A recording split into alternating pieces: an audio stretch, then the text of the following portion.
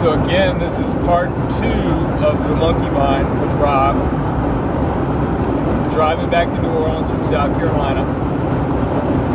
I just ran into Atlanta and lost the phone thing. Trying not to kill myself, adjusting the camera. I have it very unprofessionally cropped up on t-shirts and other stuff. I am intermittent fasting, hopped up on coffee.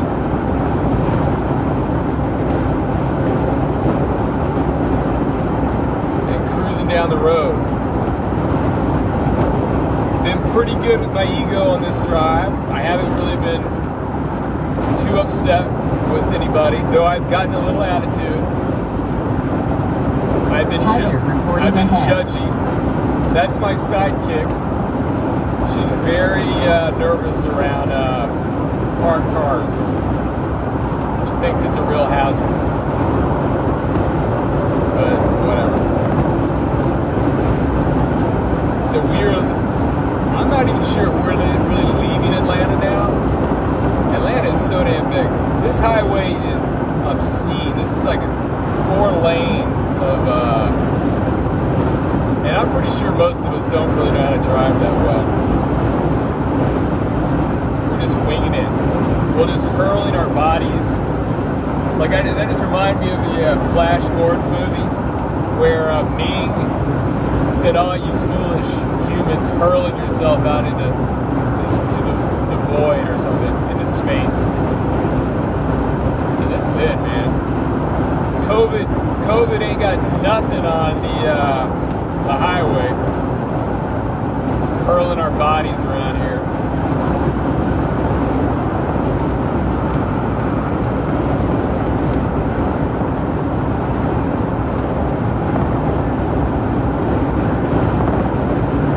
Yeah, we're still Peachtree, so this has got to be still Atlanta. Every other street is named Peach. Peach tree, peach bush, peach pie, my peach. Now we got all the billboards. I'm kind of like that old man that reads everything. Exit 47, Nissan, Butterfly Month, Chick-fil-A. I used to love those games as a kid. What was one of them called? Like Bug, where you had to name every beetle that you'd see.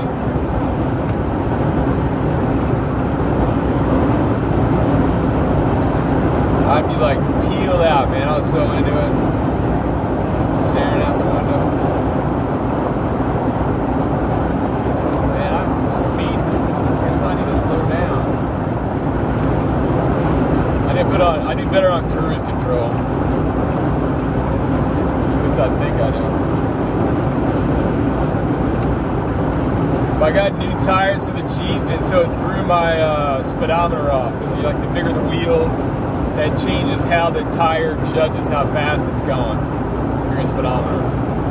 So you're supposed to adjust it, but that I was being cheap. So I was like, alright. So I'm usually like 5 miles an hour off. I think I got 1 ticket because of that, like a camera ticket. C'est la vie.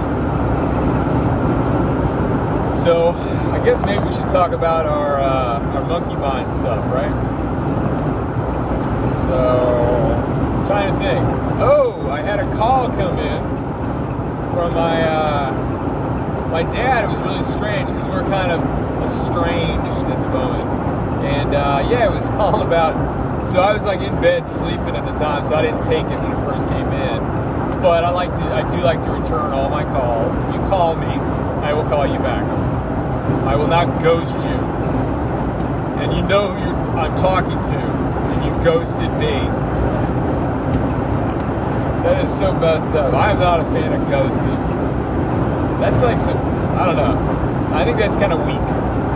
That's some weak stuff. Like, well, I know sometimes it's uncomfortable, but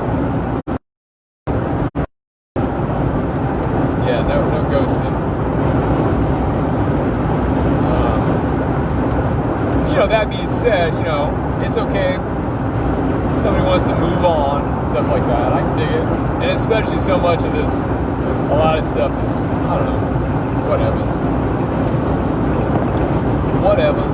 Oh, it was funny. I had some woman, I can't pronounce her name, but it was like a Facebook thing, where somebody's like catfishing you. So I had, stay in my lane. So I had somebody do me, and I just recently had this person do it to me. It turned out to be this Filipino kid in the Philippines doing it.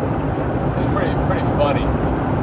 But anyway, so this was like another one. So you can kind of tell right off the bat. And then the name, I don't even think the guy changed his name. He was like a Muslim or something, so it was a very kind of Arabic name. Very funky. I couldn't really pronounce the first name. But then it was like, because my mom loves like, well, why don't you say this, honey? Not in situations like this, but like for, she's always trying to give me advice. And she'll always like chime in on, you can say this, and then she'll give me like it's like I'm in she's the screenwriter to my movie, and I'm the actor, and she's giving me lines. But it's pretty funny. So then I was like, so I sent this text woman, I texted back this person, or this catfish, let's say. I texted him back saying, well, how do you know me? And I guess it came back, and then I was like to Mom, I was like, Mom, I want you to talk to this gal on the phone for me. You can be like my liaison with this. My, what is that, Cyrano de Bergerac? Isn't that the guy with the nose that was the brilliant, romantic? And then the guy that I think the girl wanted maybe was this low hunky dude, but he was kind of ignorant, couldn't really hazard reported ahead. Couldn't really articulate himself to the woman. Maybe, I don't know. Maybe I'm butchering the story, but anyway. So I gave it to Mom, and then she was like, well, I don't know what to say, because she's always like kind of, technology's a little funky. And then when you're texting stuff, you can really overword the stuff. So I don't know. It's kind of funny. And then so I was really critiquing what she was going to say to the person. Anyway, I think we broke up. But it wasn't Mom's fault. But she had fun with it. But she's freaked out by that. She's freaked out by scammers and all that, which I was trying to help her out with her cable. Or well, I guess her cell phone is syncing her up to, like her, I guess even her iCloud, all the, you got so many different YouTube connection, your password there, your username. So I was trying to sync that up. And then I actually came across a scammer that was scamming us. And it was pretty trippy. And unfortunately, she got to hear some of it. So that kind of confirmed her worst fears, which I guess are sort of accurate, but I think you're pretty good as long as you don't give anybody, really sensitive data, like, your password, of course, bank account, or anything that has access to your bank account, stuff like that. If they know the last 4 of your social, I don't think it's the end of the world, nor your phone number, but I don't know, maybe I'm wrong.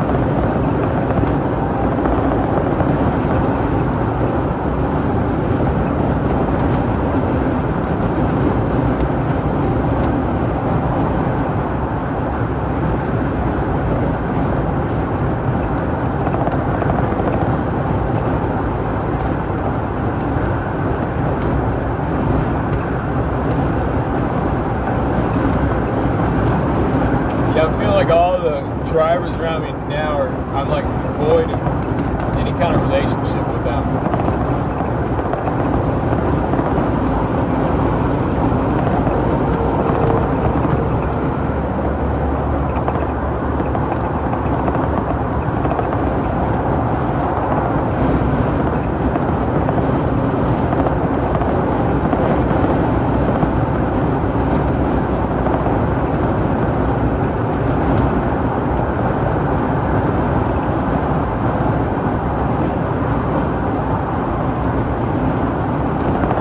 For all I know, we're still in Atlanta.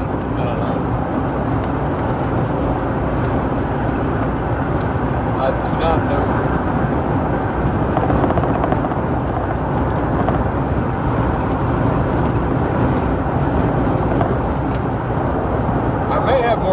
My phone may be a lot more voice operated than I think. Or Siri could do stuff that I don't know about. But it would be cool if I could tell it to, like, show me the map and then cut back to my live Facebook or split it.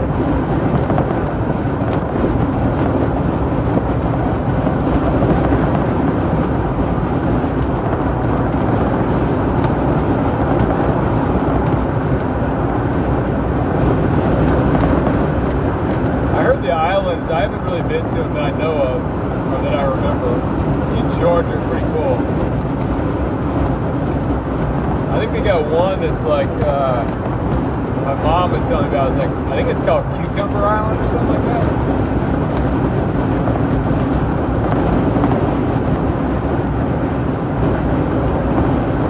I think that's one,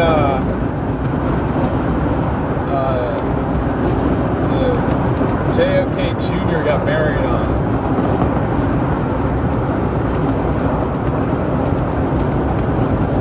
And I think it has horses on it. It's like known for having wild horses.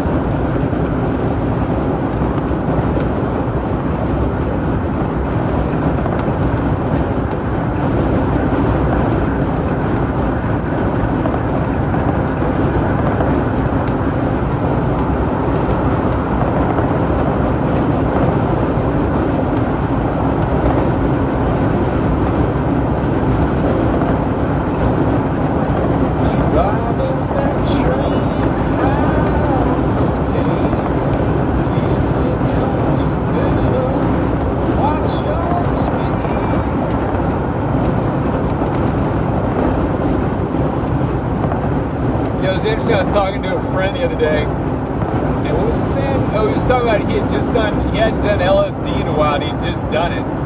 And he was talking about that impulse to like go somewhere. Like he's at the house and he's feeling all, you know, impulsive to go somewhere, which means, you know, you gotta go drive somewhere, which kind of blows. Because, you know, you're on acid. But, that's a cool helmet. Some guy had his helmet was all like, almost looked like New Zealand. I got a friend that gave me a tiki that I never thought was very tiki. It looked more African, and that's the same thing, but it had like a lizard and all these little dots, like pointillism. Anyway, you were just saying something pretty interesting. I kind of forgot. I'm sorry. I talked over you. Go ahead. Oh, it was me talking? Okay. I forgot what I was saying. Oh, it's about driving on acid. Yeah, so that impulse to go drive somewhere, and what he was saying is like, he doesn't really want to do that anymore unless it's out in the woods, where you get that kind of, where you can kind of go walk around or some shit, and you're less of a road hazard. And also, it's just kind of stressy. And it's just not all that pleasant, I guess, necessarily driving around. It's not as natural, let's say. As a kid, I was always the designated LSD driver.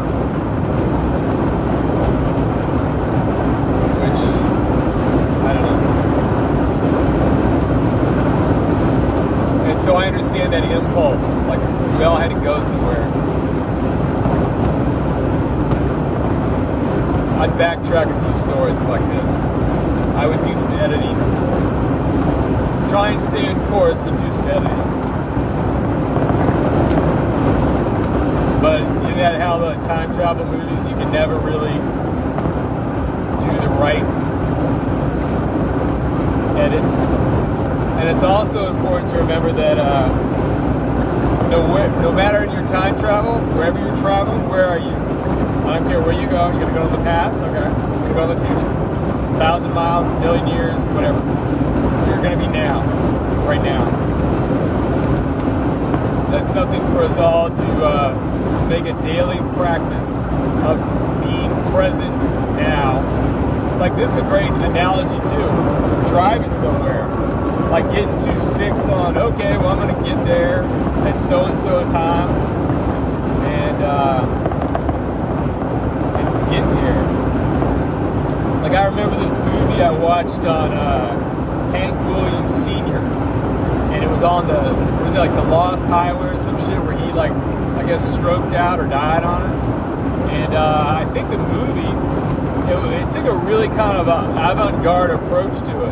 Kind of very historical, but it was like in the moment, which I think so many biography films, everything should be much more succinct. Like trying to show somebody's, from a baby to death is kind of ridiculous. And where it'd be cooler to pick a thing in their life that was kind of analogous to the general story, or something about their character that you either want to share or express. And I think I totally forgot what I was talking about.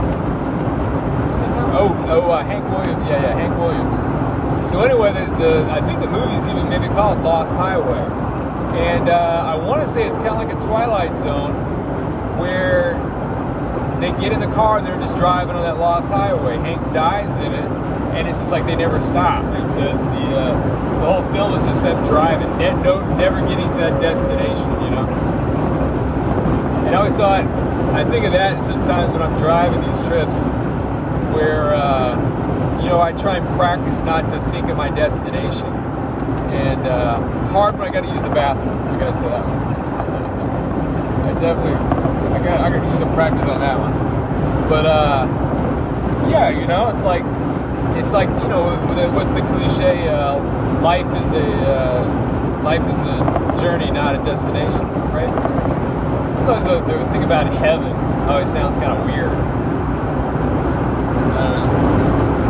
Traveling, but like nightmare sometimes. Like you're so ready to get out of the car,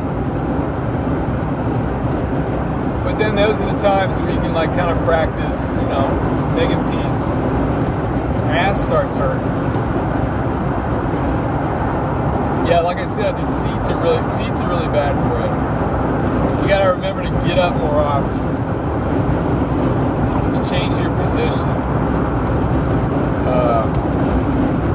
Or our bodies are trying to morph. They're trying to do right by us. They think this is what we want. To be sitting on our ass all day.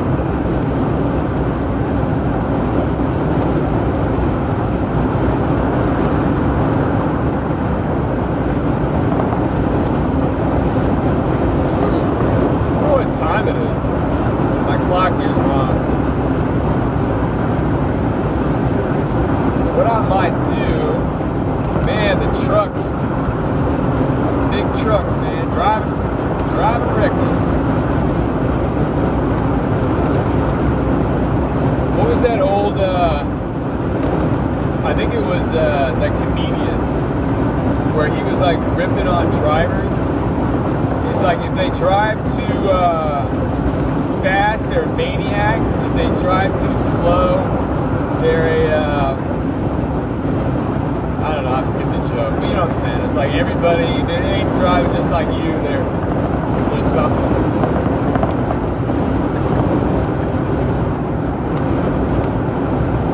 Alright, I guess we'll go to a gas station and we'll probably say, that's a show. That's a show. If y'all can post any questions. A lot of trees out here. George, and kudzu, man. What's up with kudzu? I would say that is a cool word. In fact, I don't even see any kudzu. I think it is a non-indigenous, I'm pretty sure it's like kudzu. It sounds pretty Asian. I would say it's Asian. Probably came over and like shipping containers or something.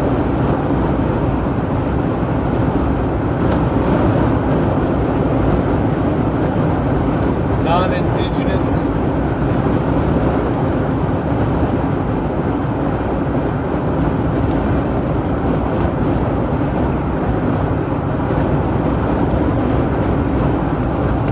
Alright, maybe we'll go for this one. I'm gonna get gas in So if you're around this area, you can come out to this gas station and meet me. Well, I don't know. Maybe this doesn't look too good. They got one of these cars. It's a midget. Isn't that politically incorrect?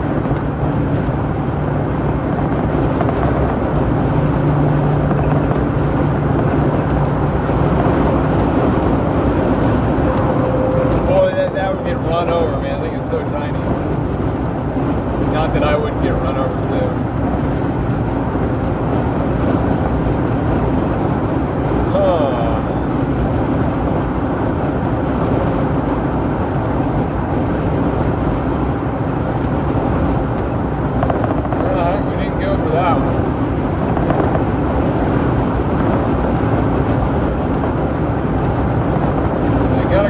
Barrel up ahead.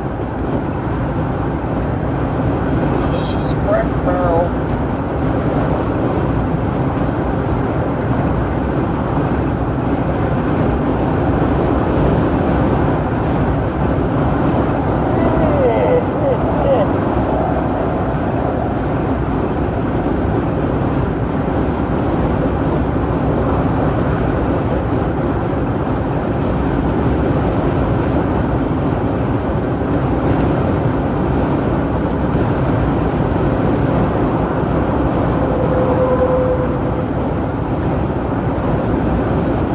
Hogansville, 10 miles.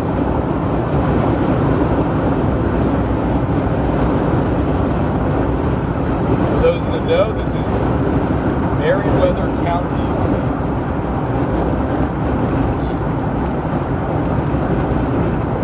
In the great state of Georgia. Georgia.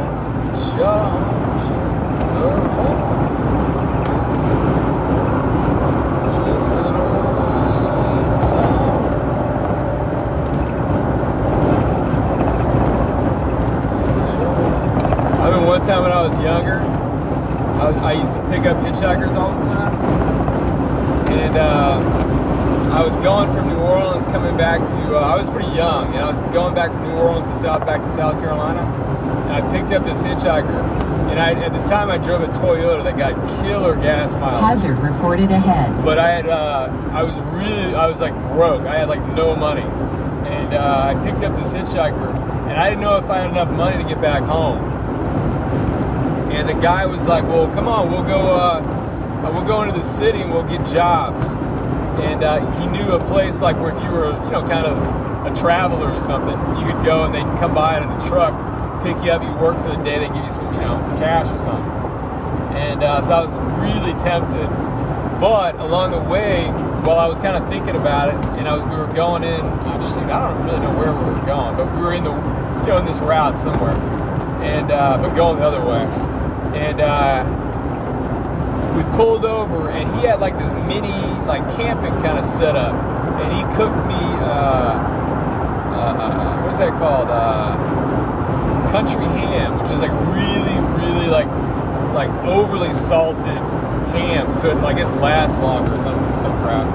And yeah, so we pulled over, I guess at a rest stop, because we wouldn't have done it right on the highway, but it seemed it seemed pretty campy, and we just ate on the road. It was pretty fun. But I ended up saying, I think maybe I can make it. I was doing a little bit of the math in my head, and the car really ran a long time on that E thing because of the fumes. If you didn't pop the cap, I think. So I had just enough. I made it home. The moral of that story. That was pretty unprofessional. Unprofessional. Alright.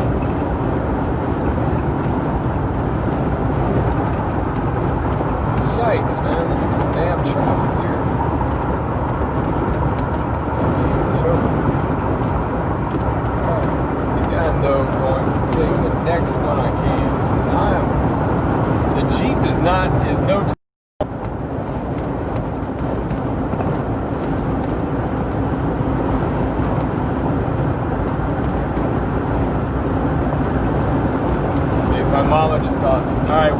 us right here. This is this exit.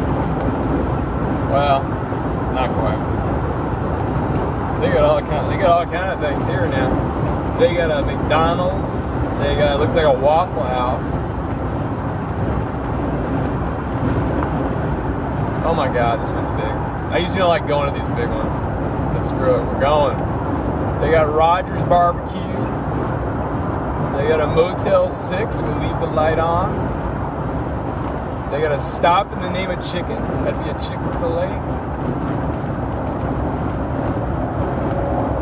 They got a tap room in this place. They got their own brewery. Microbrewery. Well, alright, y'all. Well, thanks for coming along for this drive. Got a little bit more to go. We're gonna go get some gas. And I think I'm gonna put back on. Let's see which one is closer. What we got here? I remember I used to avoid BPs because I was mad at them. In 0.1, turn left. They got a Love's. I always want to go to Love's, but man, I made the mistake of going to a, what is that called? A Buc-ee's or something? Man, that place was messed up. It was huge, but it was so crowded. It was like waiting in line and stuff. It was a pain in the butts. A pain in